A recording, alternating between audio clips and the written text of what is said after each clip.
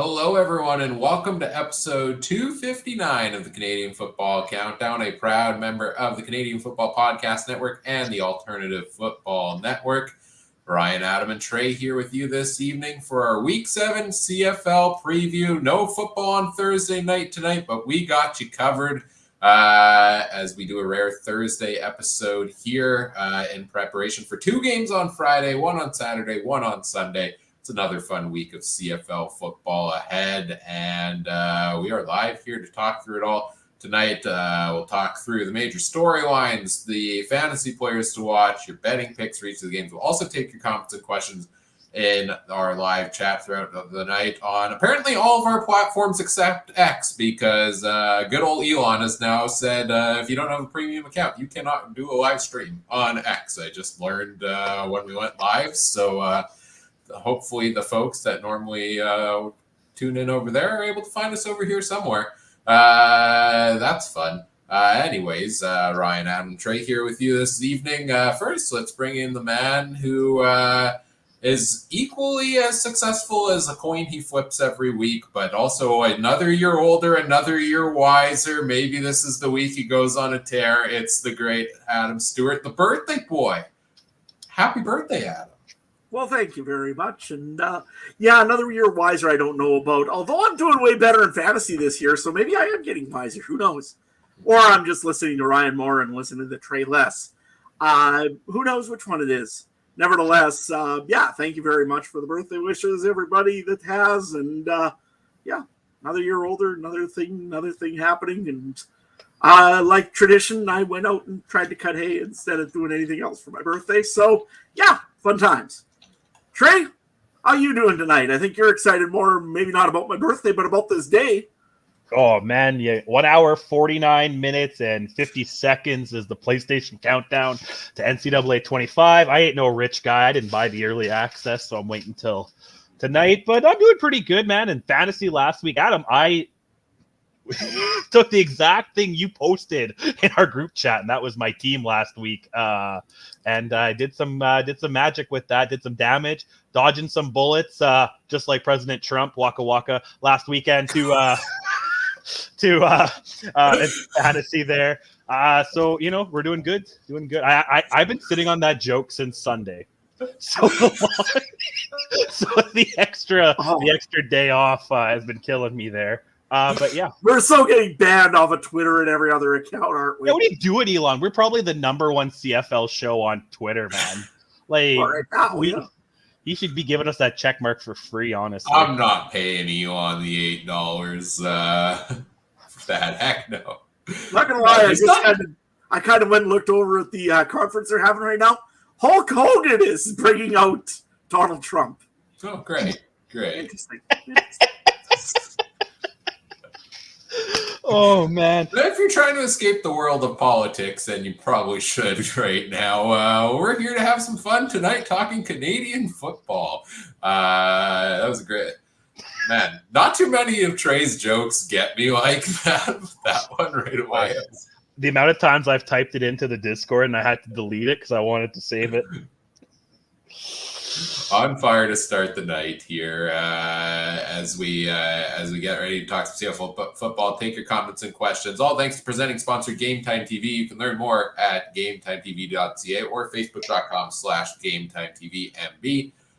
Before we go any further, we do want to acknowledge that the Canadian Football Countdown is brought to you from Treaty 1 territory, traditional territory of the Anishinaabe, Cree, Ojibwe, Dakota, and Dene peoples, the homeland of the Métis Nation, as well as from Treaty 4 territory, traditional territory of the Cree, Saulteaux, Dakota, Lakota, Nakota, and Métis Nation.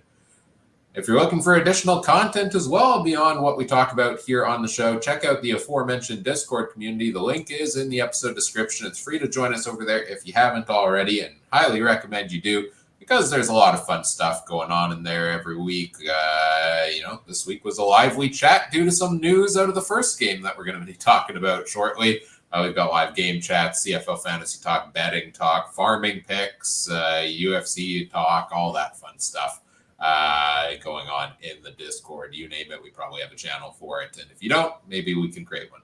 that is free to join. Check it out over there. But let's get right into it because I know Trey's got to get out of here by 11 p.m. Winnipeg time to go play college football, and rightfully so. So let's dive right into a game that, well, we just talked about last week, Adam and I, the Edmonton Elks and the Ottawa Redblacks. Now we're back talking about them again, because they kick us off Friday night, 7 p.m. Eastern time with a rematch from Sunday's game. A very short week, but a lot of change in that time. The biggest news to get into here, Chris Jones is out as head coach and general manager of the Edmonton Elks. G. Roy Simon taking over as general manager, Jarius Jackson taking over as head coach in the interim. I can't believe they did it. I can't believe they did it, and I can't believe this is the week they did it off of such a short week. What was your guys' initial reaction when you saw the news, Adam? Yeah, no, my reaction was the same as yours, Ryan. I was shocked that they actually pulled this off in 4 days of rest time between games. I mean, I'm not shocked they fired Chris Jones. Don't get me wrong. I thought maybe they would have pulled the manager spot from him, or taken the head coach job away from him and let him keep one maybe for a little bit. But then I was like, no.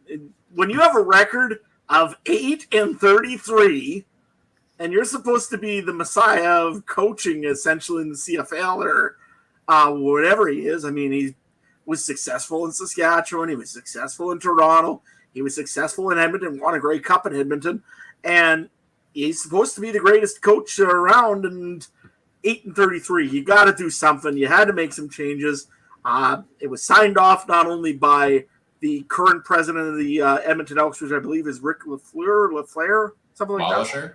Lullisher, something like that. Yeah. Former BC Lion. He had to write off on it. Plus, the potential new owners of the Elks had to all sign off on it as well. You got fired by 3 different parties, which must be a little bit embarrassing for a head coach. But nevertheless, had to be done. Didn't think it was going to happen this week. Trey, what's your thoughts? Oh, yeah, I almost dropped my phone when I got the TSN notification for it. I thought for sure he would be gone in the offseason. GM coach, like the hybrid there, that's a tough position to find. And with the new ownership thing, I wonder too, what are the chances that the guys in interim are going to stick around? Maybe that they want their fresh start. Would have been better for them to get their fresh start in the offseason. Does it really matter? Who knows? But I think it needed to happen. Very interesting week, though. Like we said, quick turnaround, Sunday to Friday. I guess they couldn't wait for a bye, their next bye. They had a bye 2 weeks ago. Has that much changed, though, right? Yeah. Well, why wouldn't you have done it 2 weeks ago? I mean, I don't know. I mean, that whole to me, I feel like there's something else going on in Edmonton that's more than Chris Jones's fault, because you can't put it all on one guy. It's a whole team, so there seems to be something going on there, and they're trying to right the ship. I don't know. Yeah, but you look at even how the players and everything were acting in the last few weeks. They're not even looking at Chris Jones anymore. They're walking past him. Jones is saying something to him. They're like, whatever, pal, and keep going. That there was he lost the locker room immediately this season. Apparently, there's some sort of tiff between, allegedly it was said, between him and Trey Ford, which would be a very bad thing to hear. I don't want to really get into rumors because I don't know if they're rumors or true or what they are. Long story short, it sounded like Trey Ford said starter or nothing. And I don't know how much this is true or not, so I won't get into it really big. But nevertheless, you can't annoy a guy that's maybe potentially a future quarterback of your team. It was a bad situation. They had to do something. But I say, what was with the timing? I mean, you just were getting off a bye week. You could have done it the week before. Let Jarius Jackson start feeding his new playbook out to the team instead of trying to get on the crash course in 3 days. Right, Ryan? Well, the only thing is, I forget who I was talking about this with. There may have been a conversation in the Discord even of you're preparing for the same team that you just played a couple of days ago. How much extra prep do you need, right? Is this actually the ideal week to do it versus, let's say you've got a 5 or 6 day turnaround and then you have to go play Saskatchewan, for example. Maybe this is the week to do it with Chris Jones. And I think something had to give. this latest loss was just Elksing to the max, right? Like to top it off with 8 seconds left, you kick the ball out of bounds. I mean, we saw Hamilton fire their special teams coordinator a couple of weeks ago for a squib kick. Now you have another squib kick. This one goes out of bounds. The 8 seconds left is enough for them to go and put in the walk-off field goal. Like, it's a walk-off field goal 3 straight weeks that have knocked this team, kept this team winless. And we're now basically almost at the same point we were last year through, 7 to 8 weeks. This team could be winless once again. And all the talk about them being improved in the offseason didn't help. Chris Jones was 8-33 in charge of this Elks team. Like, how did you last this long with a record like that? The promise, I guess, that, Chris Jones is better in the later years of his tenure with the team. Normally it's year 2, but now we're into year 3 of 4, I think it was on his contract, if not year 4, and it really wasn't getting any better. So it was time for him to go. I really like Geroy Simon as a general manager. I like Jarius Jackson as well. So I think they're great picks for the interim. I think Geroy Simon could be the GM for the long term. I think he really is much better in that role than Chris Jones is, honestly.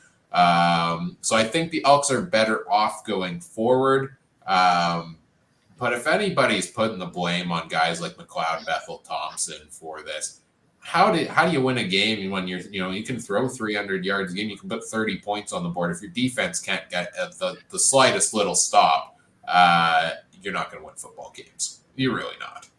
No, you're not. And I mean, like I say, it hasn't been on McLeod, Bethel, Thompson at all. Their running game really has been poor this year. Kevin Brown, I think, is one of the lowest yardage running backs in the league so far. My first round pick, Yep.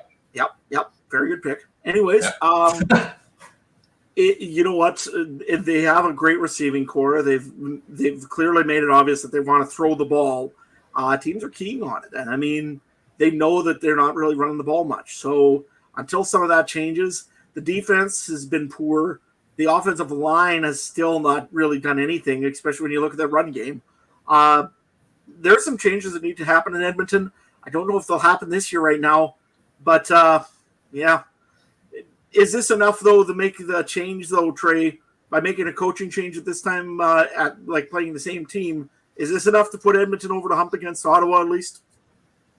I don't know, man. I don't know, honestly, because you can say everything you're going to say about Edmonton, you can say about Ottawa. They have the same game film against the same team that they beat last week. And I think even forget coaching, I would still put Ottawa a slightly better team. And I wonder if these close odds are due to the fact, like I think Ryan likes to say, the back-to-back games are usually split. So I think the odds, I think these odds should be a little bigger than what they are in Ottawa's favor, but maybe it's just the short week and familiarity. But no, I think if Edmonton's best shot at a win next Sunday, July 28th against the winless Ticats, if they're still winless by then. But other than that, I think Ottawa's a slightly better team. Just looking, I mean, Ottawa's they've got a winning record. They're 3-2 in the standings. They're minus 26 in point differential because they got blown out in a couple of those losses. But they've won themselves some close games. And the big storyline, if we want to talk about Ottawa side, coming into last week was Drew Brown left the game before against the Bombers. Was he going to play? Not only did he play, he played to the extent of 480 passing yards against the Elks. And Justin Hardy did his thing. Dominic Grimes had his best game of the year. And out of nowhere, Khalil Pimpleton came out with an explosive performance. The burst of speed on his long touchdown was a sight to be seen. And it seems like another good weapon developing here for the Red Blacks. The depth charts are out and Braylon Addison's back in there. But Pimpleton still got himself a starting spot in the lineup. And how do you take him out after the game he had last week? You can't, essentially. I mean, Ottawa's really got some surprising receiving depth almost, as you just said. You've got Devontae Dedmon, who can play in the backfield, can play in the catch the ball, can do a few things. He is out this week, but... Oh, he is out? Okay, sorry. Yeah. Nevertheless, when he gets back, you still got that depth coming. Sure, yeah. You do also have Dominique Grimes, who it did have actually his breakout game last week. Had a very good game really against Edmonton. Also again still have Justin, don't call him Jake Hardy, in this one here. He's always good for either a touchdown or like about 5 or 6 receptions that come out of nowhere. No, this is a pretty deep team. All they need to do is give Drew Brown enough time to actually read it a little bit. And I think this team offensively is going to be pretty good. Defensively, they've been showing to sometimes give up the deep ball a little bit. But they might be okay. Just need to probably shore up a few things. Mind you, we also seen who apparently is the number one defense in the Riders last week give up a whole pile of deep balls. So hard to say on that one. But overall, Trey, Ottawa, anything else you see out of Drew Brown that you were kind of not expecting this season? No, he's right where I kind of thought he would be. I didn't think he would take off and be MOP by any stretch of the imagination, but I thought he would be a serviceable starter. And he's been making me kind of think I'd rather keep him over Zach Collaros, which is exactly what I thought he was going to do. It's a little closer than maybe I thought, but I think Strevy has just as many wins as Collaros does this year as starting QB. So, we'll talk about that next game. But yeah, Drew Brown, I think he's doing fine. The team he's got around him. But you talk about the defense. Other than maybe Montreal, what defense really is there in the CFL this year? There's not a ton. The deep ball seems to be affecting everybody. The secondaries and corners like that seem to always be a rookie American position, and then they got to adjust to the waggle, the bigger field. So deep balls aplenty in the CFL. So I don't hold that against Ottawa too much. And it's the CFL. You could probably have a team win the Grey Cup that has a negative point differential. Yeah. So, well, in Ottawa, to their credit, I mean, the last couple of years, it's been 4 wins a season, 4 or 5 wins a year. They're at 3 already through 5 games on the season. They're getting it done. And this is a team that we expected to be better, and we've been expecting to be better for many years. And finally, it seems like they're clicking and they're better. And we'll see what they can do this week against the Elks in the rematch here. On a side note, wasn't the last 8-10 team that won the Grey Cup the Ottawa Red Blacks? Probably. Probably. That is a thing that sounds familiar. Yeah. Remember when the Red Blacks went to the Grey Cup 3 times in 4 years or something like that? And just started in the league, yeah. Yeah. What success. All these new expansion teams, it's like Vegas as well in the NHL. Everybody's, new is in, apparently, because they have a lot of success. Let's move into fantasy players to watch on this game. I've got a couple I'm keeping my eye on. I have a feeling they're on a lot of people's list. I got 2 on the Ottawa side, 2 on the Edmonton side here. Actually 3 on the Ottawa side. Raquel Armstead, $5,000 at running back, continues to impress. He was the 5th highest ranked running back last week. Solid 14 carries, 40 yards on the ground isn't the greatest, but 4 catches for 31 to add to it. He's got 30 plus receiving yards in 3 straight games, and he's still super cheap, and he's put up more than 10 points in all but 1 game this year. I know we expected him to kind of take off against the Elks, and he didn't last week, but this is the Elks run defense we're talking about. How likely are they to shut down a running back 2 weeks in a row? So I like Armstead as one of the top running back plays this week. I also like a handful of wide receivers in this game. Justin Hardy, don't call him Jake Hardy. I like that, Adam. You got it right off the bat. We'll see how many times. So we'll get this game out of the way before you get too tired in your old age tonight not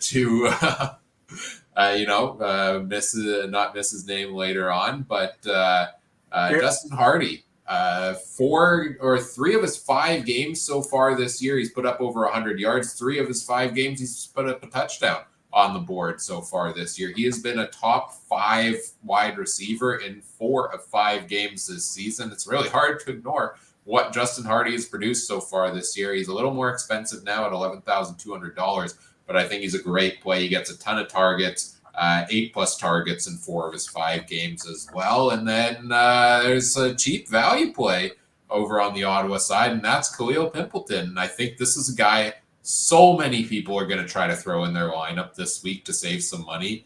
And that is because he put up 25 fantasy points last week.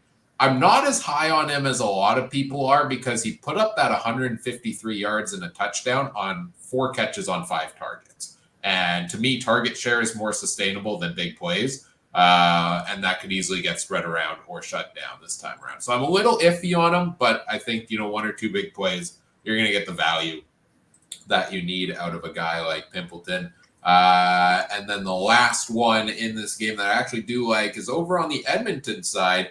Hergy Mayala has 4 touchdowns in 4 games so far. He comes in at $6,700. He's not a guy I expected to have a role in this offense at all this year, really, but he's finished top 15 wide receivers every week and 3 finishes in the top 8 so far this year, including 3 weeks over 18 points. So Hergy Mayala, surprise name this year, making a name for himself with the Elks. Let's go over to you, Adam. I apologize for the old age comment, first of all. What do you got cooking up for us this week? You're the fantasy master. You took me down last week. What do you got? Yeah, well, the only thing I've actually added on to mine, I mean, I'm going to go with Armstead because he's a cheap running back, and it's the Edmonton Elks. You always take the running back against the Edmonton Elks. The other guy, though, that I'm running, and this is going to sound weird because I haven't done this probably all year, I'm going to run the Ottawa defense. Ooh. You know what? I don't have much faith in anybody's defense, really. I don't like taking defenses, but I can afford a little bit more expensive of a defense just to maybe get a 0 instead of getting a -3 or 4 where Hamilton could be. So I'm going to take it. I'm going to go with Ottawa for the defense. Trey, what do you got? Anybody different? Oh, let me check my coach clipboard here. No, Armstead's looking good. I really don't like Edmonton. Did you say anybody on Edmonton, Ryan? I did say Mayala. Yeah. Okay, I'd really, maybe in a money pinch I could do some MBT because he gets some yards. But other than that, no, I'm looking at Armstead. I was thinking Pimpleton, but right before you said it, I took him out too. Is it a lightning strike once, or is it going to be a long-term success? And Armstead at 5,000 still. I think that's that fits into a lineup good. And talking about defenses, man, putting Hamilton in on the bye week last week really helped me out. So, but Montreal at 10.9 thousand on the bye, it does not help anyone this week. Yeah, I should really say you're the fantasy expert here because you had the highest score out of all of us last week. And like I said, I took exactly what Adam put in the group chat as a joke. It was my worst week of the year. The one week I don't pick VA and I take Cody Fajardo and he gets injured in the first quarter. I think I finished with like 60 points on the week as a result. It was awful. But yeah, those are our fantasy picks for this game. Let's get into our betting picks. You want to recap where we're at on the season here, Trey, first? Yeah, for sure. Betting against the spread overall this year. If you followed me, you're 13, 10, and 1, so making money. Ryan, you're just below 500 at 11, 12, and 1. Where Adam and his mysterious coin is at 9, 14, and 1. So a little bit of catching up to do to make money, but that's okay. The over-unders, Ryan's leading the way at 15 and 9. He's actually doing pretty good with the over-unders. Adam's at 500 at that, 12 and 12. I'm at 12 and 8. Because I didn't realize I didn't give those to you guys last week, so that's fine. And my money line, oh man, I must be at like 18 and 6 now. I stopped keeping track because I had a couple bad weeks. 18 and 6 or 19 and 5 or something like that, but that's okay. This week, the Elks plus 1.5. Road Dogs goes into, was it TD Stadium at Ottawa there? They're the minus 1.5 favorites, 53 straight up over under. I like Ottawa, the minus 1.5. I take Ottawa money line, of course, too. Give me the over. They scored the over that last week, and I could see it happening again. Brian? I'm sticking to my system that you called out earlier. Yeah, I believe more in Ottawa at this point, but I believe in sticking with the home and you split. And sometimes you make a coaching change and you rally a little bit extra for the guy in charge now, and it's a short week, and I think anything can happen. So give me Edmonton here. I'm going to take the under on 53, though, because that seems like a really high line. I know they combined for 74 points last week, but I also don't expect that to happen again, and it just seems high. So I'm going to go with the under, but not super confident in that. Adam. Yeah, I'm going to go with I'm going to make this quick because I know Trey is probably bouncing at the chip bit and watching that clock tick. By the way, how far are we away, Trey? Oh, my camera's stuck here. Give me a second here. There we go. We are 1 hour, 26 minutes, and 45 seconds at mark. From Trey just dropping off the podcast. Yeah, to Trey dropping off the podcast. So I'm going to go with the Edmonton Elks plus 1.5. Darius Jackson's a really good coach. He's going to probably go and try to lead that defense to kind of motivate itself a little bit. Be interesting what he does on there. I don't think he's going to have a running receiver go and jump on and be a defensive end anymore or do anything crazy. So give me Edmonton. Give me the under, though, just like Ryan. I think that is a good choice this week because I think the defenses have been told no more games with 73-plus points against our 4 in the game. Trey, what do you got? Well, you got the coin? You got to do the coin? Yeah, I can do the coin. The coin tells me the Ottawa Redblacks are going to win this game. All right. Awesome. So either Adam will be ahead of the coin or the coin will be ahead of Adam after the first game on Friday night. This coin is expecting me to buy a Pepsi soon if it keeps this up. Do we want to take a quick look at a prop bet or two on this game? I don't know if you guys have had a chance to pull them up. I've got them up here so far. I got one. I got one. Yeah. I got one right here. I'll just do this one real quick because I know Ryan's going to make fun of me because I didn't say the wrong name again because it's Justin Hardy that I'm going to use. Going to go with a negative 120 anytime touchdown score. It's pretty obvious he's going to score a touchdown. It's just a matter of when in this game, I think. So, yeah, give me Justin Hardy, negative 120. Not Jake Hardy, Justin Hardy. You're crushing it tonight, Adam. You're on your game. Watch me put Mike Dixon in. If I can continue on that Justin Hardy train here, I'm actually going to go for the receiving yards on Justin Hardy as my prop of the week. It's at 70.5, and much like those stats I mentioned earlier, he's passed that in 4 or 5 weeks and cleared it pretty hardy in a number of weeks so far. So give me Justin Hardy here. I'm gone. I'm done. Anyway, I'm not allowed to make those jokes. I'm not. Oh man, let me see here. On my clipboard of destiny, I got Drew Brown over 270.5. What did you say, 400 and some last week? Yeah, he's gonna do that again. And I got another one in there. This is my money machine. I don't really like Edmonton too much, other than Gittins over 5.5. If they're throwing the ball, he definitely seems to get it a fair bit. There we go. If you want like a big, take a chance, low amount, big payout at any time touchdown. I like Arkell Smith at plus 550 for the Elks. He's only gotten a couple looks each week, but seems to be getting better the last couple of weeks. And he got a touchdown last game, so wouldn't bet 11, a ton on it. 11,000, yeah, only $1 would be crazy. Wow. Yeah. Arkell Smith, I like it. $1 would win you 110. Yeah, just do that up. Well, you must be looking at something. I'm looking at 2 times touchdowns for your guy. That's my bad. Okay, yeah, no, I wouldn't pick him for 2 times touchdowns. Would I put maybe $1 on him? Maybe for the 1 touchdown. Let's get into our second game here of Friday night. It's Winnipeg Blue Bombers and the Saskatchewan Roughriders for the first of 3 meetings this season. The one that the one we don't have a name for, except Adam, you're wearing your jersey to remind yourself in case you forget tomorrow. I'm sure they'll remind you a million other times here yet. Green is in fact the color, which is the theme for this game at Mosaic Stadium. Utterly shocked. I can't believe that they would ever pick the color green as their color. I mean, it's just shocking to me. And I guarantee that we're going to get a report on Twitter all of a sudden in even more shocking news that the stadium roof will be open tomorrow. I can almost guarantee we're going to get that one too soon. But nevertheless, we'll see if it happens or not. That one would be a pretty good prop bet to take if you could. Nevertheless, New Jersey's getting introduced tomorrow. They're alternates. Saskatchewan seems to always lose in these third, retro jerseys against Winnipeg.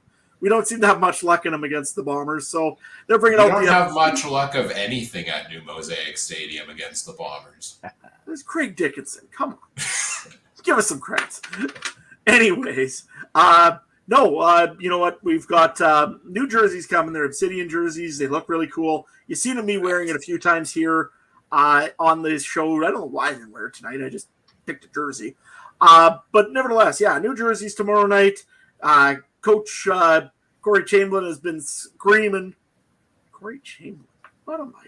Corey Chamberlain. This is my kind of day, man. I'm just saying. Is he still on his 18-game losing streak as a head coach?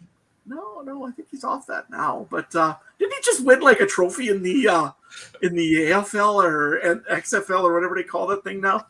You wasted all of your energy on getting Justin Hardy's name right. Yep, pretty much. Not gonna lie. Anyways, Coach's been screaming to get the stadium sold out. Pilsner section is sold out, so that's a good news. But the rest of the stadium's got a long ways to go from that. Just quickly go through key injuries. Jamarcus Hardrick will be out for a very, very, very long time for Saskatchewan. They won't say season because we don't say season apparently in Saskatchewan. He needs quad surgery. He's done for the season. Let's face it. It's over for him this season. Sounds like Trevor Harris is very close to coming back. Won't be this game, but he is really looking well and looking good in Saskatchewan. Over on the Winnipeg side, I didn't see really anything for injuries. I think a few guys are coming back, if I'm not mistaken. You want to talk about those, Trey or Ryan? Yeah, I don't have him up here. I think Garbut's making his first start on the D line. I think for the Bombers. I know they've had some injuries there. That's the big one there. I think more injury news coming in the next couple of weeks, where supposedly Kenny Lawler is getting closer to returning, and Lucky Whitehead's still on the practice roster, but maybe he's a week closer to getting ready to go for Winnipeg there. But still some injuries to work through for the team for sure. Yep. And then, other than that, for the game day, I think the only other thing I've heard, about 27,000 seats sold. Winnipeg fans, come cheer your team on. The Riders need the money. Trey, what do you got in this game? First question first. Are you drinking the green Kool-Aid still? No, not anymore. Not this week. Because, like you said, Yoshi's done for the year. That's a big hole in your offensive line for a more or less rookie quarterback who I don't know if he's going to win too many games in a row. They lost last week, right? Or lost a couple in a row now. So I don't know. I had a very interesting conversation with my fair weather fan friend the other day where he's like, how the heck is Winnipeg favored in this game? And I had to list every reason. I just said Hardrick's out, Shea Patterson's in. Sure, the Bombers have injuries, but not quite the same. They seem to be able to make up for Schoen and a couple other things. So I'm liking Winnipeg's chances in this one. And if I'm either team, I do nothing but hand the ball off for 60 minutes. And I could honestly, even without Hardrick out, whoever gets their running back going quicker wins the game, I think. And minus maybe a couple fluky plays. There's always something goofy when these two teams play, like a kick return or a fumble or something. But other than that, I think it's going to be a first down Winnipeg. Let's go. Whoever's lining up in Hardrick's spot on the offensive line has a fun task of his first game being cover and block Willie Jefferson, of all people. And so yeah, that's definitely a battle to watch. There's been some concerns over that O-line in Saskatchewan again this year. I feel like broken when I say that.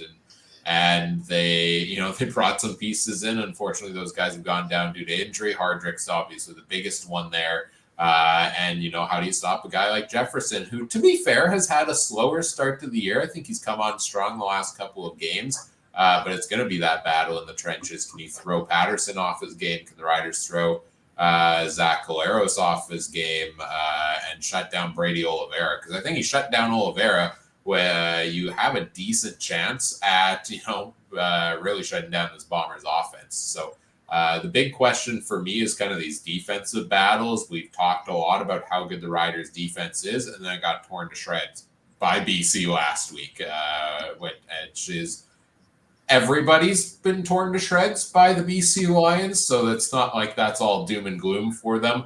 But that is certainly the battles I'm watching in terms of this game on both sides.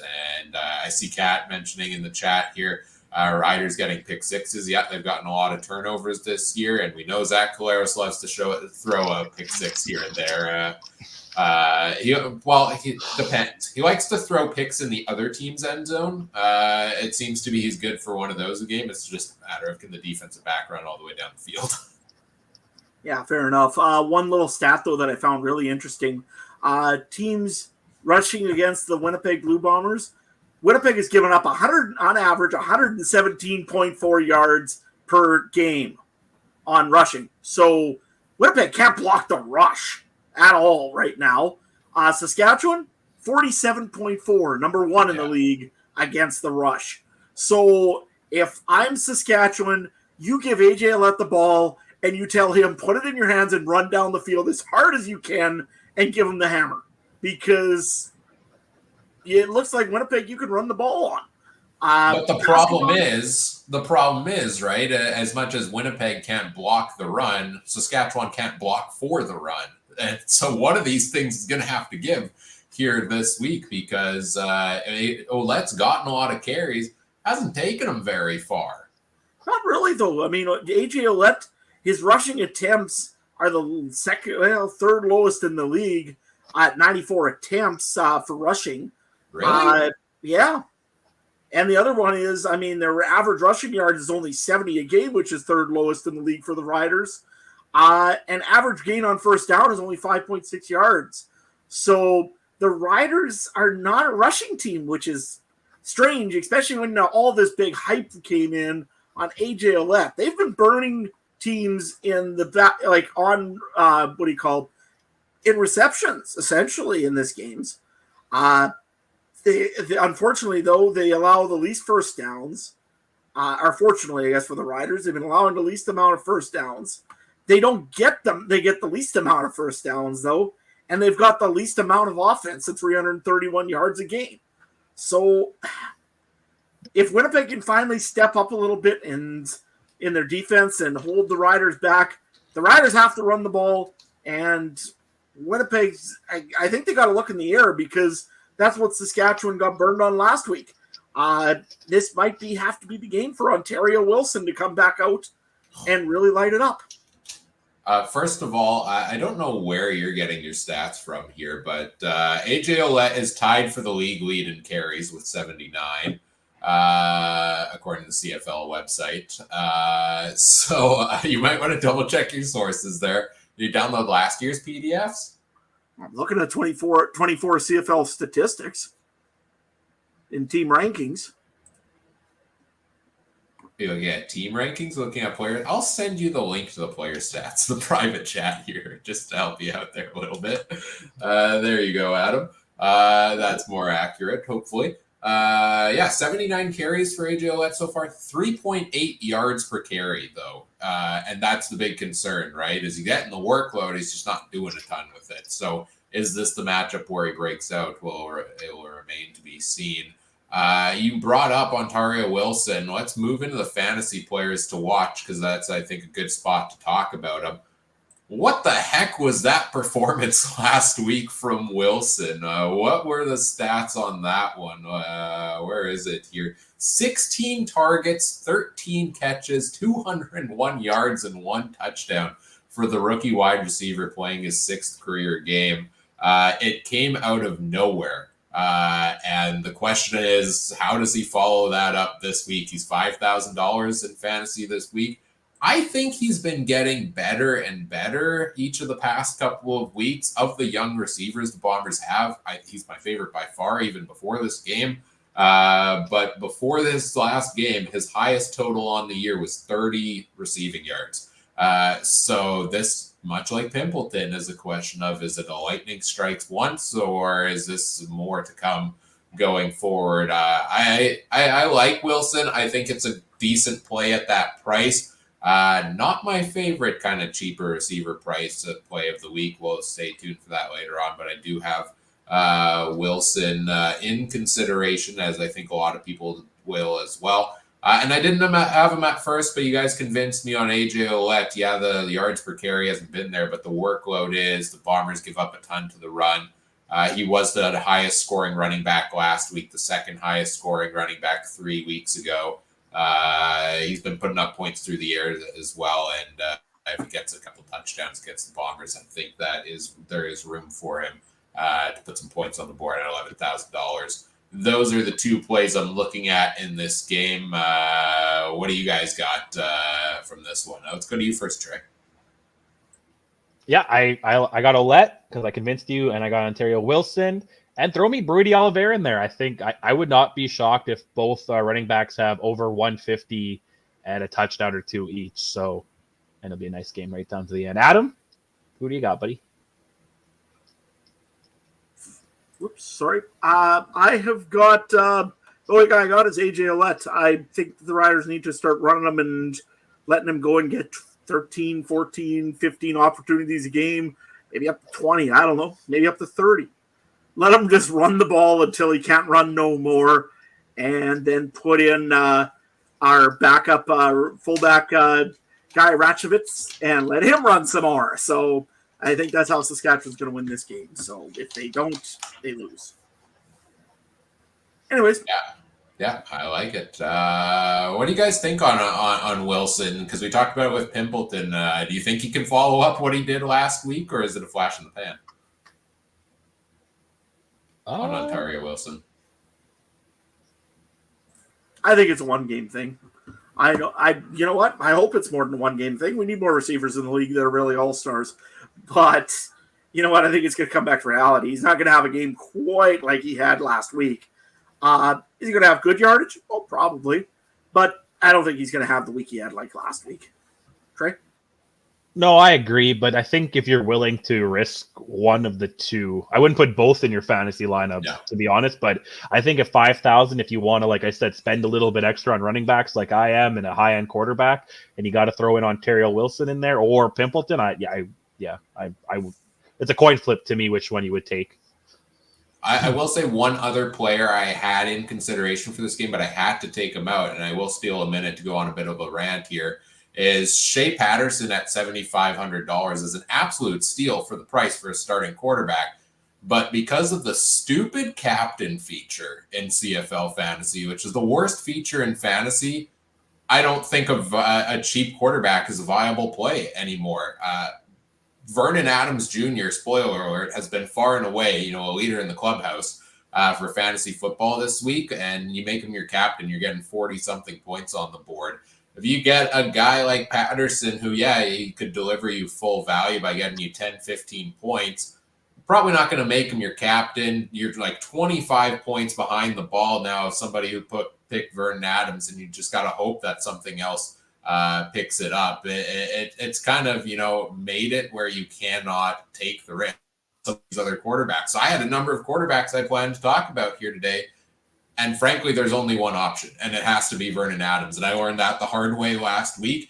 Everybody should be putting him in their lineup because most people are going to put him in their lineup, and you cannot risk falling behind due to the nature of the captain feature, because you pick your captain wrong, you're basically done for the week in any matchup, it seems. Or if you pick your captain right, who cares how the rest of your lineup does? It's a stupid feature. I hate the addition to CFL fantasy. I'm not just saying this because Adam beat me last week, maybe a little. But it is something where years past, I would definitely vouch for a $7,500 Patterson play here. I just don't think he can get enough points to make up for the deficit that you could potentially get elsewhere.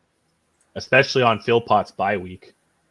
You know what I mean, too, right? Like, if I had Philpott in there not knowing Montreal was on the bye for a little bit, and then I was like, oh wait, why can't I captain him? Because I was going to captain him in and put a cheaper quarterback in, and then I've basically done what Ryan said. So so that's my rant for the week. Get rid of the captain feature and just be consistent at quarterback, basically going forward. Let's get into our betting picks for this game, though. Speaking of consistency, the Bombers are favorites once again. And you know what? This might be the first time in 7 weeks I say they deserve it. They're on a little bit of an uptick while Saskatchewan's on a little bit of a downtick. Injuries are, it's football. Injuries are going to happen, both sides of the ball. But I think Winnipeg are going to be able to adjust to theirs a little bit better. So -3.5 Winnipeg. Damn you, Riders! Let's go Bombers all the way. Banjo Bowl comes, or Labor Day comes early. Give me the over though. I think the offenses are going to explode, but Winnipeg will win by 4 more. Ryan, let's go with you first, buddy, and then Adam can sit there and listen to us talk. Winnipeg's got that thing at New Mosaic Stadium. I'm sorry, Adam, but they've got that thing where they deliver, and I think they do here again. I'm still not sold on Patterson. I wasn't sold on him after the win. I wasn't sold on him in that game against BC, although to be clear, it was the defense that let them down in that one. I think it's going to be a close game. I think it's going to be a competitive game. I think the Bombers are a little bit on the rise on their 2-game win streak, and I think they're a team that when they get momentum is dangerous. So I'm going to take the Bombers on this one. 50.5. I will take I'll take the over on this one as well. Yeah. I'm going to go and remind you all that Coach Dickinson is no longer on this team. Oh, we know. The team isn't preparing for bowling or getting ready to hit the Dudney Strip. I'm sure based on their discipline, does the team know Dickinson is no longer at the head of the team? All I know is Coach Mace, not Chamberlain, is ready to go and light it up this week. I think he's probably got the guys motivated, especially that defensive secondary, to make sure that the secondary is blocked up. This is a team that does not allow yards and is on the ground and is very proud of it. Winnipeg has won their last 2 games literally just on the ground. If Brady Oliveira gets shut down, this game will be over, and it will be over early. I'm going Saskatchewan as the underdog. I'm going to take Saskatchewan outright to win it. And I will go with the under on this game because a ground and pound game traditionally doesn't make a very lot of points. Before you go to the coin, you realize, though, that Winnipeg always has a backup running back in Strevler if Oliver gets shut down, right?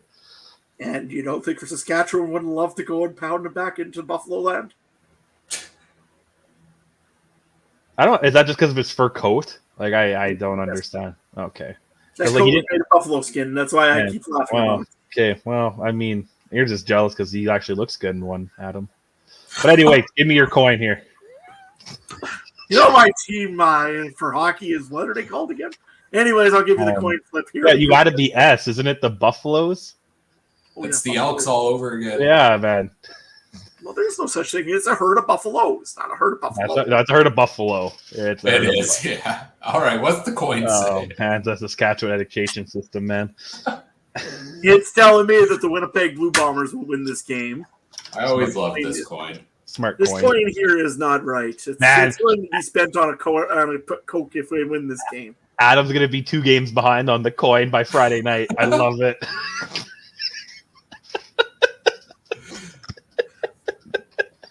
Oh, man. Hey, I might be getting old, but I still have the chance of winning the Democratic nomination. Yeah, that's true. That's true.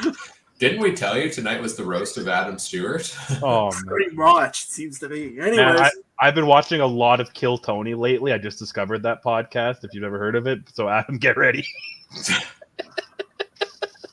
All right, what do we got for prop bets on this game? If you guys want to go first, then I can, because I got a couple here. I got to take a look here, too, real quick. I was also taking a look. Okay, I'll lead it off. I'll take one that I doubt you guys will have.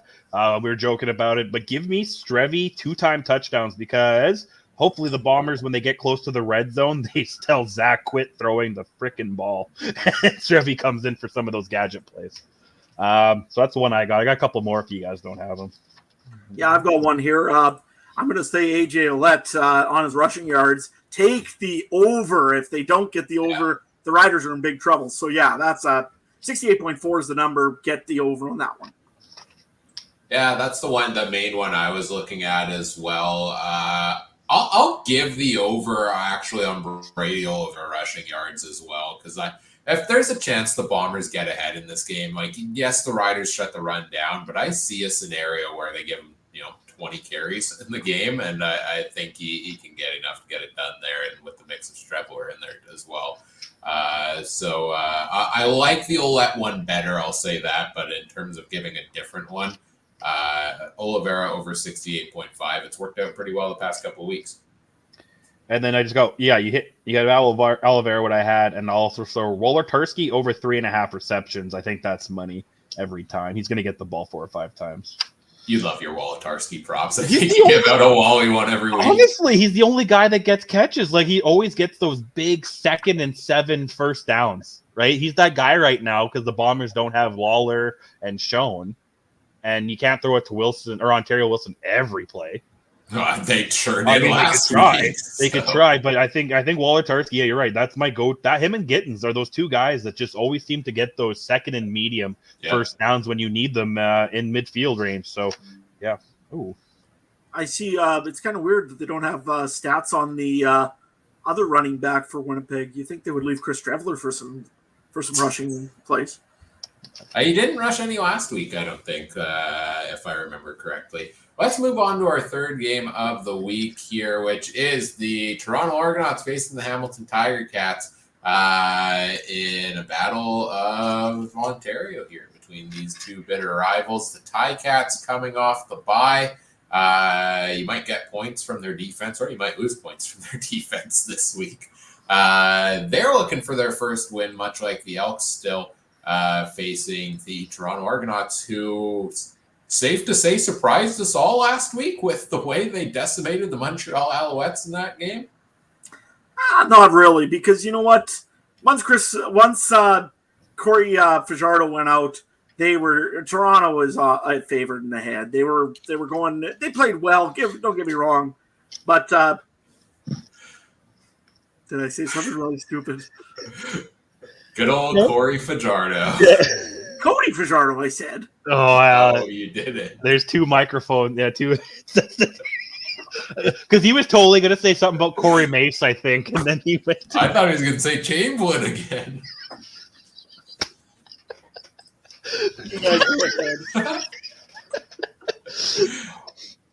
Adam, we love you. That's one silent D. But attaboy. Oh. I'll since that when Adam's in his little he's the second here. I was a little surprised. I mean, it wasn't the game last week that I thought was going to be a trap game. Let me say, I think I said I thought Saskatchewan and BC was going to be more of a trap game. But hey, you're not going 18-0 in 2024 football in any league, except for NCAA 25. My team's going to go 12-0 every year. But yeah, I wasn't too surprised. But I mean, it was and I wasn't. Like, I didn't think it would be the shellacking it was, but when Cody Fajardo went down, yeah, it's all bets off. Who's Montreal's backup even? Was it Evans? Yeah. Is that who it was? Yeah. I don't know. There's not many backups in this league where I'm going to go, ooh, yeah, you kind of want them in right now. So, Adam, we love you. Hey, Adam. We're just joking with you. Imagine Adam actually said the right name this whole time, and we just made him think he didn't, just as a joke, pre-planned that. I have no words. What were you going to say? What were you going to actually say about the Argos win? Yeah, no, the Fajardo, I mean, once he went out, you could just feel that Toronto had all momentum going. I didn't see much. Yes, Evans had a little bit of a turnaround a little bit. They had a little bit of a back and forth for a few minutes. And then after that, it was just Toronto was going to control that game. So it was a Toronto game that I figure if they would have lost that one, it would have been way more questions about Toronto than if they would have won that game. So I really think that Toronto had to win that game, essentially, especially after Cody Fajardo did go out. If you look at the Argos this year, like what are they at in the standings now? They're 3-2 in the standings, and the 2 games they've lost were to the BC Lions, who are number 1 in Trey's power rankings this week, I believe. No, Montreal was still number 1, but BC moved up. near the top, and they lost to Montreal once. So why is this not adding up to me? Something's not adding up here. They're 3-2. And they just lost to BC and Toronto, or BC and Montreal, you said. But didn't they also lose to the Riders? No. Yep. Yes. Oh, yeah, they did. No, they didn't beat. No, they beat BC week 1. Oh, yes. Okay. That's that's what I missed looking at here. Yeah, that's right. Yeah. So, they've lost. Yeah, they lost to Montreal. They lost to Saskatchewan, 2 teams that were undefeated going into last week, and they pulled out a good win over BC. Like, they've had a pretty tough schedule to start the year here, the Argos, and that's not easy when you got a new quarterback in Cam Dukes starting things off, and he's had his ups and downs so far, but this team has been able to pull out some wins here and to have a winning record coming out of kind of that gauntlet to start the year. That's pretty good. And, I hate to say it, now we're getting into the Chad Kelly watch, right? He's suspended for 9 games. We're into week 7. They're through 6 games. A couple of weeks from now, are we going to see Kelly come back? I don't know. He hasn't been reinstated in the league yet, but I'm sure it will be a conversation topic over the next couple of weeks. And, strictly speaking on play, not on his off-field stuff, if he comes back in as that an extra jolt that vaults the Argos forward here, now they finally have a game here kind of against the team that they really should be beating, which is the Hamilton Tiger Cats. And I'm shocked that it's only a 2.5-point spread between the Argos and a team that hasn't won a game yet. Yeah. Like, you're right. No, you're right. I actually, maybe it's the rivalry. Maybe it's the same thing. Hamilton, I don't know. I think last week Toronto really showed that they are one of the teams still to you don't want to mess with, even though they kind of had some bad games. But I think that's the majority of the teams in this league. So I don't know. I think it's going to be a close game. It's a rivalry game. It's kind of the same thing as Winnipeg, Saskatchewan. One team could be 10-0 and the other one could be 0-10, and it's probably going to be a field goal game, right? And Bo has been playing okay. You know what I mean? Bo is not the fault. So Hamilton's kind of like Edmonton, where it kind of comes down to some fluky, stupid last-second interception or fumble or penalty, right? That gives the other team a win. Yeah, I mean, Hamilton also has Bo Levi Mitchell going. You said he's going well. James Butler, I believe, is back for this game here. It will also have to be relying a little bit more on Tim White. At this time of year, he's got to get going if Hamilton has any hope of coming back in this one. That being said, I mean, right now you're 3 games down. You can't lose against Toronto, or you're in really big trouble trying to catch back up. So I think Hamilton's got to come out swinging and with whatever they got to try to win this one. And it's going to rely a lot on Tim White, who has had one terrible start to this season. He had that one good week, but other than that, it's been a lot of targets and a lot of misses along the way for Hamilton. And they had the bye week last week, and I'm surprised they didn't make any more changes with it, really. We look at, they already made the special teams coordinator change. I mean, they got lit up the week before their bye week again by the BC Lions, I believe. I think Mark Washington, defensive coordinator, is getting a little bit of heat. I feel like Scott Milanovic is getting a little bit of heat. I think that one you kind of got to give him more time with it. But something's wrong with the Ticats right now. A lot of things are wrong with the Ticats, and the offense is really not it. Bo's throwing 300 yards a game. He's having actually a heck of a year. Bo Levi Mitchell's on pace, as much as we talk about VA's stat line, Bo's on pace for over 6,000 yards in the best season of his career. Who thought that was coming preseason for the Ticats? So, That's the only one. Yeah, definitely not anybody on this podcast. Do not replay the tape and the things we said about Bo's season. He's on fire so far, and he's found success with some other receivers, not named Tim White. White has had some decent catches here and there, but hasn't delivered to the point we expected him to.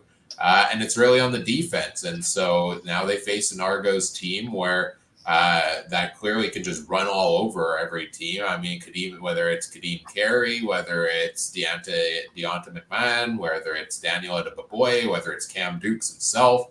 Last week against Montreal, I think they put up 150, 200 rushing yards, something like that. So that's something the Ticats are definitely going to have to shut down if they can pull out their first win of the year. Not going to lie, I'm so hoping Edmonton loses this week, Hamilton loses this week. Next week, week 8, we've got the battle of the winless 0-7 football teams between those two, and somehow they'll tie next week. That's my goal. And Trey wants to play the game in Saskatchewan, so it could be a true toilet bowl, right? Yeah, perfect. Yes. It looks like a toilet, man. You'll never convince me otherwise. I'll take Princess Auto Field over the toilet bowl. Yeah, Princess Auto Fields is just like anything from Princess Auto. Works good for the first year or so, then it starts breaking apart. It's funny that you guys, isn't Mosaic a fertilizer company, so your team is shit? Or it's made of synthetic fertilizer. Oh, okay. They don't And do producer Ryan shakes his head as 2 more sponsorships out the window. If we were going to get Mosaic or Princess Auto, I'd be... We'll be lucky if we get anyone. Call us up. Fantasy players to watch. Sandwiches. Yes, especially if you serve Cuban sandwiches. Fantasy players to watch in this game. I've got 2 I've got my eyes on. I actually had Bo Levi Mitchell on the list, but go back to my earlier rant about no quarterback but VA is worth it. So take him off the list. I do like one of the receivers he targets frequently, and that is Shamar Bridges, who has had a little bit of a salary bump up to $6,000 now. Just pulling up my stats on Bridges here. He's been solid. He's had a top 10 finish at wide receiver in every single week this year. 7+ targets in every game, over 70 yards in 4 of his 5, and 3 touchdowns in 5 games so far this year. The Argos give up a lot through the air. I think, a 300-yard passing game is probably a lock for Bo in this one again as well. And I think he's going to deliver out of that Bridges way. So I like that play. He's a little bit more expensive than Pimpleton and Wilson, the 2 that I think are hot commodities this week. I would pay up that much to get Bridges locked in. He's delivered 6 weeks, 5 games in a row for the Ticats. The other one I like is, again, the run game for the Argos is scary, and Kadeem Carey is a large part of that. He's been solid. He's had more than 10 points in every game this year. He had a couple games over 20 earlier in the season. 3 of his 5 games this year, 16+ carries in those, and he gets a couple of receptions in each game as well. So I really like Kadeem Carey. And I think if the Argos do get ahead in this game, they'll lean on him a little bit in that regard. Those are my 2 plays for this game. Adam, what do you got? Exact same plays as you, Ryan. I'm not even going to go and need to explain it because you just did to everybody. Crushed it. Carey and Shamar Bridges. Trey, who do you got? As of now, I have nobody in this game, but if I do, the couple options you said, Shamar Bridges for sure. I kind of thought about Bo too, but again, rewind to Ryan's previous statement. Yeah, that's about it. All right, let's dive straight into betting picks on this game. Then the Argos 2.5-point favorites on the road, over under at 53. Ooh. What you got, Trey? Thank you for saying that for me. I was getting, you know what? I'm going to take the under 53.5, and I'm going to do something crazy here. Call it a trap game. Call it a rivalry game. Give me Hamilton plus 2.5 and Hamilton money line. FM fan, where are you, buddy? Taking that one for you. It's not going to be the toilet bowl in Saskatchewan next week. It still will be 1-5 versus 0-6. It's still the battle for Curtis Rourke, right? But Ryan, who do you got? I'm going to take the Argos to cover on this one. I'm surprised the spread's not larger. I really like this Argos team. And I think if there's a good game for Dukes to have a bounce back, I don't think he quite had that. I think the defense carried them. The run game carried them last week.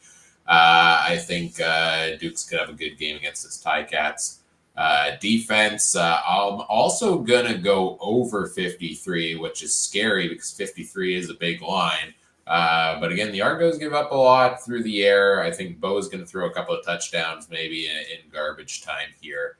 and to keep it close, but not close enough to cover the spread. So give me Toronto minus 2.5 over 53. Adam. I am going to go with the Hamilton Tiger Cats in this one. They need it more than the Argonauts. They need it badly. If they don't get this one, pretty much can almost kiss the playoffs goodbye. I think. Don't want to say it's a playoff game, but she very well could implicate a lot of stuff in for playoffs.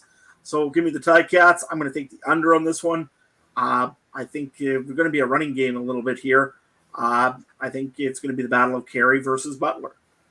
Both of them are capable of running, and both of them could run, so I think they will. I like probably the Hamilton receiving game just a little bit more right now than I like the Toronto receiving game, so that's why I'm also going with the Ticats. The coin. Did you say over or under? I missed you on that.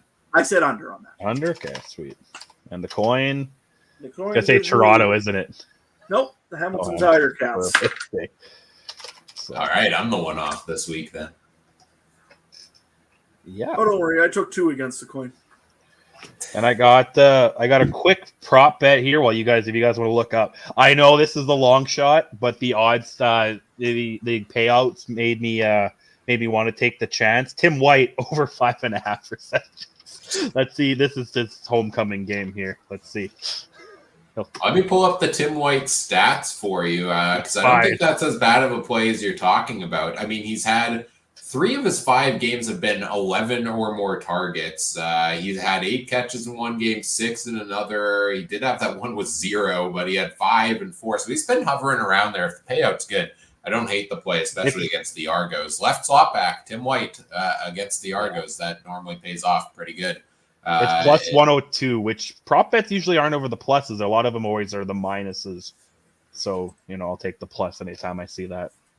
I'm sticking with my bread and butter, my Mr. $100 waiver wire transaction, Bo Levi Mitchell, over 307.5 passing yards. His lowest total on the year is 295. So Bo has been basically throwing 300-yard games every single week, and I think the Argos give up enough through the air. But that's a lock for me once again. Bo's been slinging it, and I'm loving it. And I'm going to go with James Butler. I'm going to go with the over. I think it's 57.5. I think that's a pretty safe play. I think that Butler will probably definitely should hit over 57.5 yards in this game. All right, let's hit our final game of the week here. The one I've been waiting to talk about, my new favorite team, the BC Lions. Go Lions, go. I really still need that orange hat. If somebody can send me one, that would be great. The Lions last week had that showdown with the Saskatchewan Roughriders. VA did what VA does against them. They pull out the win there. Calgary coming off was that a loss to Calgary play last week? Winnipeg, that thriller of a game at Princess Auto Stadium. The one time I don't go to a game. It happened to be this barn burner that unfortunately missed, but a tough loss for the Stamps coming out of last week. Let's go to you first, Trey. What's your favorite storyline between these two teams? I just want to see if BC keeps it rolling. They when was their last loss? They haven't lost since week 1 to Toronto, right? And then they've been on a 5-game win streak since then. Yep. I think they're clearly we should be drinking orange Kool-Aid and getting some orange hats on this show, because I think they're the team to beat right now, especially in the regular season. 182 points they put up this year, 4-0 against the West Division too. That's a nice stat. That anytime you want to make the playoffs, you need to have a winning record against your division in this league, especially when you play 2/3 of your games against your division. I want to see BC keeps doing it. I want to see VA keeps it going. I would like them to run a little bit more, because I think that's going to become more valuable down the stretch. But and I want to see if they hold up against Calgary, because Calgary's one of those teams. They've showed glimpses. They're not terrible, but they lost to Winnipeg, So, I mean, they're one of those teams that I want to see a little bit more from them. And I think BC, this could be a trap game too, betting-wise, historically. But I think BC should take care of business. Adam? I'm going to be watching the BC defense. TJ Lee returns after an injury. We'll be back here this week. They activated him, I think, a week early from the 6-game injured list. So it'll be interesting to see how he does. They also have Keon Hatcher coming back any week now, but it'll likely be in 2 weeks because BC's going on a bye right away. Yeah, that's right, Ryan. You enjoy that bye. This is the week 8 I've been dreading in the fantasy league for weeks. This is my next week is my week to make or break essentially. So, anyways, that's what I'm going to be watching for mostly in this game is the BC defense. We're going to be watching the Calgary defenses as well. Don't believe Jonathan Moxley's back yet, is he? For the Calgary Stampeders, or not Moxley? Adam brain dead again. Anyways, Demaria Houston, I don't believe. No, he's on the 6th game. Yeah. So I'm really interested to see who's going to be covering who on that BC receiving core. Last week, I think that Milligan did a very good job of covering Alexander Hollins. However, then Marcus Sales, I think it was, could not cover Justin McInnes if his life depended on it by the looks of things. So there's a lot of good receivers on that BC offense, and Calgary is known once in a while, and I still think it is this year, known for giving up the deep ball. The thing is, there aren't a lot of good receivers. There's just Alexander Hollins and Justin McInnes, and nobody can shut them down. And I'll eat crow. I called it last week that Milligan was going to shut McInnes down and take the under on McInnes on the prop bets and don't start him in fantasy. That was a mistake because you thought Ontario Wilson's 201 yards on Friday night was one thing. Well, McInnes put up 243 on Saturday, and the highest fantasy total of the year with 44.3. He was, from start to finish, 14 targets, 14 catches. That, to me, is the most impressive part, that you get 14 targets and you catch every one of them. On the other hand, they really shut down Hollins, 14 targets and just 5 catches from him in that one. They weren't on the same page. So, you think, oh, good, they've got 2 guys running hot at wide receiver. We shut one down. We should go and win this game. No, then VA still finds a way to throw 450 passing yards in that kind of game. He seems to be unstoppable so far, and it's going to be a tough task for Calgary. Although they are, to their credit, the team that's shut them down the most this year. They played back in week number 2, and VA threw for 277 only in that game against them. So I'll give Calgary their credit. They're a hard team to kind of picture for me right now. Like some games they look good, and in their losses they look better than they maybe we think they are, but then they come close and they fall short a couple of other times as well. And now they're sitting at 2 and 3 in the standings. And they're ahead of Winnipeg because they played one less game. Winnipeg got the season series on them with that win last week. So Calgary's got to win here, and it's a tough matchup to do it if they want to keep their pace in that West Division standings there. And I think it starts with feeding the ball to Dedrick Mills, who has been running hot at times this year as well. And keep feeding them the ball, and that's going to open things up for that whole offense there for the Stamps. One cool little stat that I've seen here in the team stat things, second down conversions, the BC Lions are at 60.3%, the Calgary Stampeders 41.7%. So Calgary's got to really start converting on second down, or like you just said, making sure Dedrick Mills runs that ball on first down and get some big yardage to get them into second and manageable, because so far Calgary has not really done well on the second down conversions, and I think that's mainly because of the low yardage on first down. Mainly I'm just surprised, where's Reggie Begelton been this year for the Stamps? Like, he has disappeared. I know he had one big catch against the Bombers, but last week he put 62 yards up. That was his highest total of the season so far. In fact, outside of week 4 against Winnipeg, where he had 14 targets, he's only had 5 targets tops this year. Jake Mayer's been spreading the ball around. This isn't the Begelton we're used to seeing, and he's always been that money guy on second down for them. So I'm surprised they haven't leaned on him more in that category. Let's get into the fantasy players to watch on this game, and it's the BC 3 stack Vernon Adams Jr., Alexander Hollins, Justin McInnes. Put those three in your lineup. I've gone a number of weeks now where I put 2 of the 3 in, didn't go the full 3. I think you got to go the full 3 now. I think that's the way to go. I've started them all 3 weeks in our fantasy league, so I pulled the stats from it. Here are the totals they've put up combined in every week: 63.3, 70.9, 82.3, 38.9, 92.8, 85.5. That's an average through 6 weeks, 1/3 of the Lions season, that these 3 guys have combined for an average of 72.3 fantasy points a game, a week. You throw in a captaincy on there on VA to double his 20-plus points. You're looking at, you play these 3 guys, you're getting a 90-plus point week out of 3 players so far. You almost have to do it. And somebody's going to go and say, well, what if it's the week where one of them falls? Then everybody's taking them. So you're going to fall equally and make up for it with the other plays. I think at this point, this offense is so explosive, and I know I'll eat these words when they get shut down this week, but I think this offense is so explosive that you almost cannot risk playing these guys in there anymore, like what Justin McInnes has pulled the last couple of games. So I can tell you right now, I'm putting all 3 in my lineup this week for sure.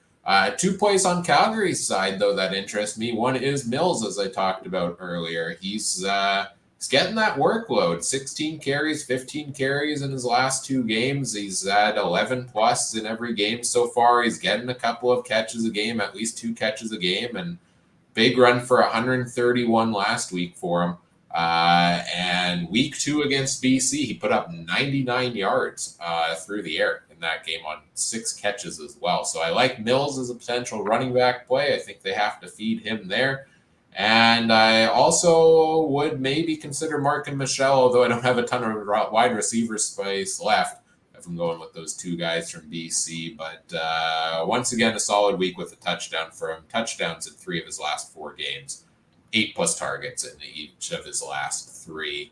What are you guys doing with this game fantasy-wise? Trey?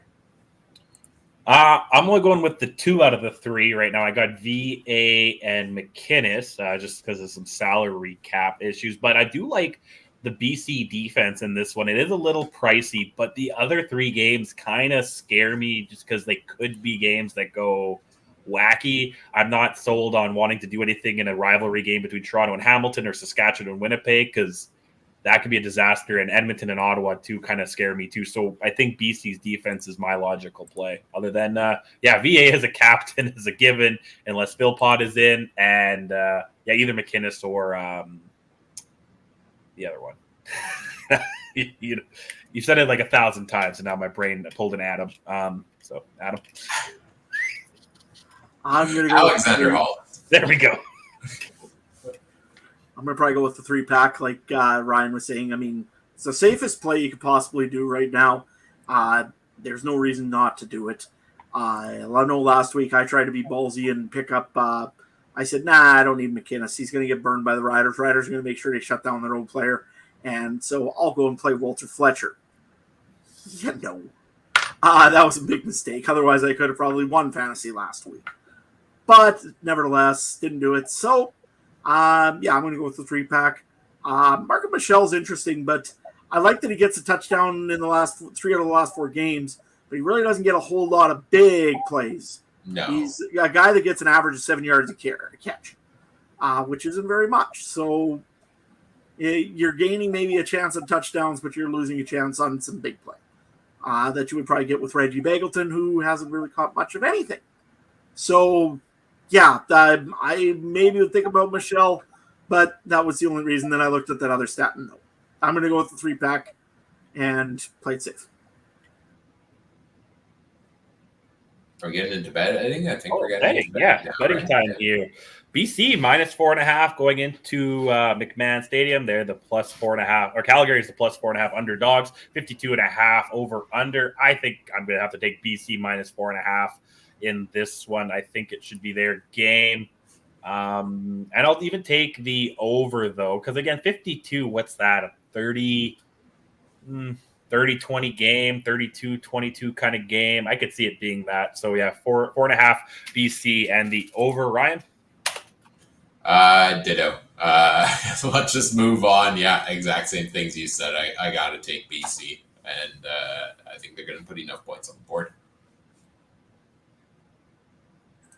I know the game's in Calgary, but I mean, it's BC's game.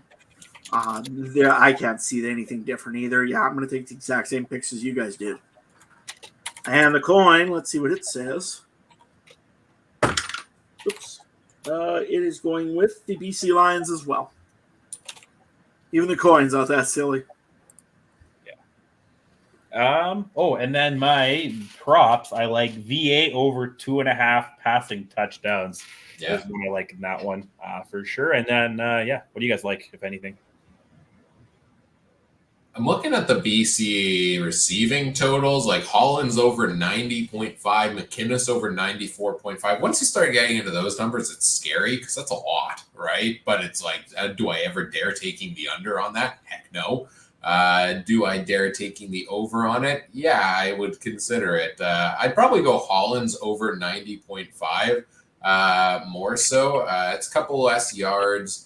I think they make up for last week where, he only caught 5 of his 14 passes, and maybe all attention is on McInnes again this week after the past couple, and Holland's eats a little bit there. So give me that play as my play for this week. But I'm always nervous when it's over 90. Adam? I'm going to go something really crazy here just because I think it's going to happen. Touchdown, Tommy Stevens will get 1 touchdown, and I will go with that one for the pick to this time just because they got to get on the 1-yard line once and put Stevens in, don't they? Yeah. Real quick, because this actually might be one of our quickest episodes, and that's game 4 right there, isn't you? Real quick, the 3 of the 4 games are up next week on FanDuel. If you guys have FanDuel up, any of them surprise you so far, or do you think they're about right? I think they got Calgary favored at -1.5 over Ottawa in Ottawa. Then they have Winnipeg favored -1.5 against Toronto in Toronto, and then they have Hamilton, the road underdogs, +3.5 going into the potential toilet bowl game in Edmonton. How is that Edmonton-Hamilton game not at like a 0.5 difference? That should be. I think it could be a pickup, and even if Hamilton wins this week too, you would think that would add to their side. So that's cruel and unusual punishment to Edmonton by 3.5. I mean, come on. No chance. Ain't gonna get the half. I'm telling you right now. Yeah, exactly. You know what? The only other one I'm looking at here too is the which one was it? The Calgary-Ottawa game. Always pick Ottawa against Calgary. I don't know what it is. Ottawa's got Calgary's number ever. It's just I guess so. That game is in Ottawa. If that game was in Calgary, I'd take Ottawa all day, every day. No, true story on that one, though. I back when CFL Pick'em was more than just you pick the winner, you get 1 point for picking it. It was based on how close you got on the scores as well. I want to say it was like 2018, 2019. I won the week of CFL Pick'em for highest score of the week in week 1 of the season and got tickets to a Bomber game that year. Because I went 4-0 that week and was one of only like 2% of people to pick Ottawa over the behemoth that was the Calgary Stampeders at the time, because Calgary always finds a way against the Red Blacks to play a weird football game. And I want to say it was like Dominic Davis had like 3 interceptions, but 300 yards and 4 touchdowns, and somehow found a way to get the win. So quick anecdote on that one. My moment to shine for Pick'em, and it's all been downhill ever since. Well, let's get into wrapping things up here, I guess, guys. Give Trey a little time to warm up tonight before. Oh, yeah, the wife wants to talk to me because she knows I'm going to be out here till 5 a.m, so she we got to give her 10 minutes too. So. You got the finger exercises all done and all ready to go. And I know I'm throwing 6 picks first game. It does not matter what team I pick at all. So, all right, let's get into wrapping it up here. We can't live stream over there anymore, apparently. Thanks, Elon. But follow us on Twitter at CF Countdown Pod. We're on Facebook.com/CF Countdown Pod as well. Thanks, Zuckerberg, for still letting us stream over there. We appreciate you for that. Lots going on in the social media every week. Trey's got your power rankings that you'll probably disagree with. Adam's got your poll question that you'll hopefully vote in. I've got the top 5 fantasy scores at each position going out on Mondays as well. And we've got a lot of different conversation going on there also. So check us out over on social media. I love when you argue with me. Sorry, I thought you're done. No, go ahead. I love when you argue with me. Just do it. Your power rankings, argue with me. I love it. And especially if you have hashtag your team name in your bio and you want to argue how they should be one position higher, I don't care. I really don't care. Now, the people who argue, there was one fan, a Toronto fan, was arguing that Ottawa should be higher, and that one I was interested in. Other than that, yeah, if you have hashtag for the W in your bio, I do not care that you're upset that Winnipeg is 5th. So that's all. I'm so happy I just told Trey you can have the fun of doing the power rankings. I'm the worst person because the amount of replies I have to not send because I worry about what I'm saying. It's great. Or if the ones that get a little dicey, I make sure to put on my own personal Twitter account. And that's why I've been also tagging it I go Trey at the end of things here. So everybody knows it's all on me. But I enjoy it. No, it's great. You're doing a great job there. Speaking of your own personal account, where can people find everything you've got going on, Trey? You can find me at the Twitter at TreyHarnesslink.com. Always got the horse racing stuff, UFC stuff, CFL stuff. A lot of good stuff going on there. Adam, buddy. Man, gonna have a couple Pilsners for your birthday right now, bud, or what? I don't know the way I went on this episode. I think you might have had a few before it.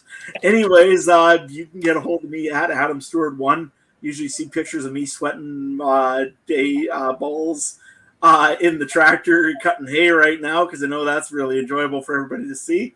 But no, on a side note, it's been a fun birthday, and like I said, my apologies again. I know sometimes I do screw up these names here. It's a little bit embarrassing, but once in a while, I don't know what the heck I'm thinking. It's like 30 other things probably going on the farm. Sorry about that, but I'll try to work on it. Right? No, Adam, it's endearing. It's honestly the highlight of the show when we can chat about Adam's little mix-ups here and there. It happens to the best of us there as well. You can find me on Twitter at CooperTrooper42 if you want to see anything I've got going on there as well. Probably, complaining about how terrible the captain feature is in CFL fantasy. And I don't have to tell you where to find him on social media because he decided to crash the end of the show here. Mike, the great Michael Garrell is here. If you can't see Trey's screen, he's counting down. You've got 24 minutes tops till Trey has to go at Mike. How you doing tonight? What's up? I'm dead. Bins are dead. I decided to crash the show because I missed the show, believe it or not. No, seriously, I just wanted to say hi and see how you guys were doing. I have to check, Mike. You still are thinking the Riders are going down eventually here, or what's your predictions for the Winnipeg Rider game?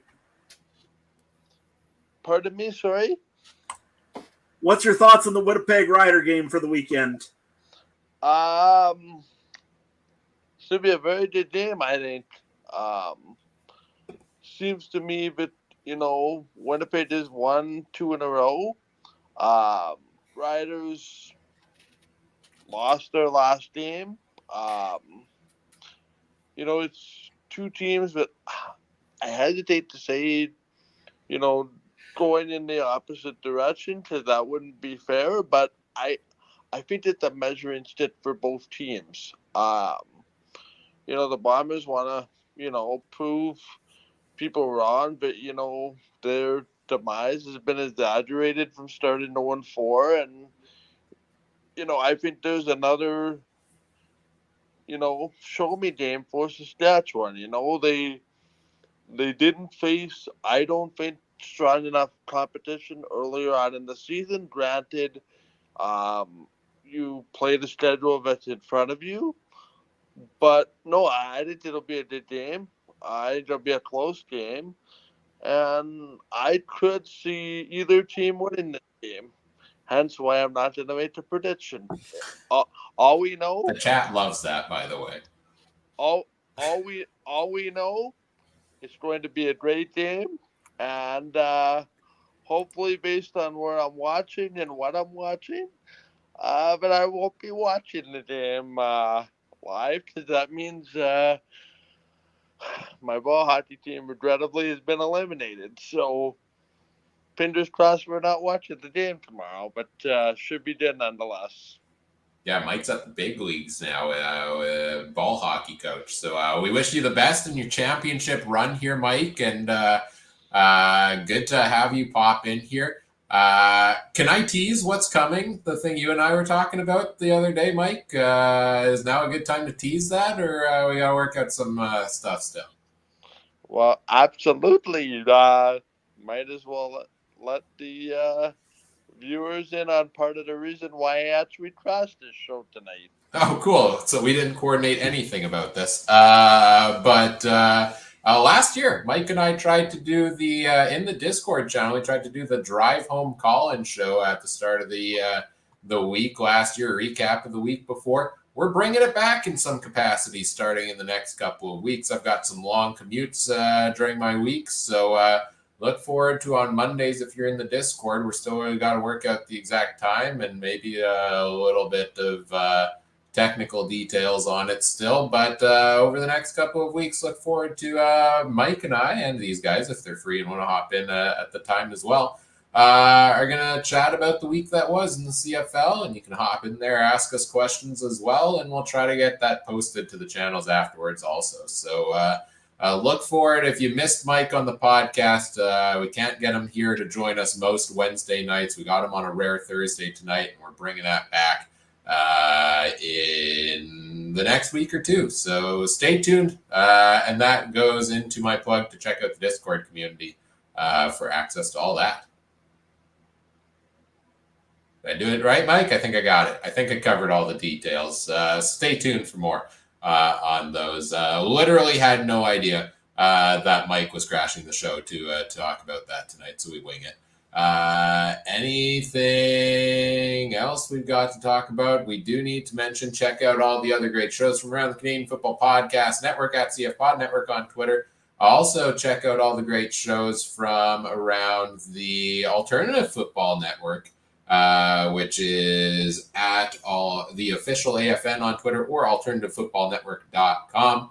And whatever podcast platform you're listening on, we appreciate if you do all the fun things such as like, comment, subscribe, rate, review, share the show with your friends. Help us grow the show. We always appreciate that. And on behalf of birthday boy Adam, happy birthday once again, Trey, and podcast crasher Mike, I'm Ryan saying thank you for listening. Take care. Have a good one. Bye.